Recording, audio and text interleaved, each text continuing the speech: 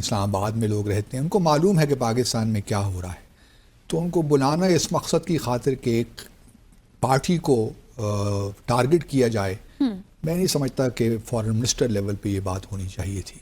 सही, बल्कि होनी ही नहीं चाहिए थी। डिप्लोमेटिक कोर को आप बुलाते हैं फॉरेन पॉलिसी इश्यूज पे, एग्जैक्टली, उन पे आप ब्रीफ करते हैं। अगर आपका कोई मसला है, कोई और इशू है जिस पे आपको उनकी सपोर्ट चाहिए, उन पे आप बातचीत करते हैं। ये क्या कि आपने डिप्लोमेटिक कोर को बुला लिया, दफ्तर ख़ारजा तलब कर लिया और उनको बैठ कर आप पीटीआई से मुतल्लिक बातें कर रहे हैं कि वो अब एंटी पाकिस्तान है, ये है, वो है, इंतशार फैला रहे हैं। ये बात जेब नहीं देती फॉरेन ऑफिस को। हमने पहले, इससे पहले कम से कम मुझे याद नहीं आता, मेरी मेमोरी सर्व अगर ठीक करती है, कि इस किस्म की चीज़ें हमने देखी हों कि हमारे फॉरेन मिनिस्टर बुलाकर डिप्लोमेटिक कोर को अपने अंदरूनी हालात में, ख़ास तौर पे एक सियासी हालात पर तबसरा करते हों।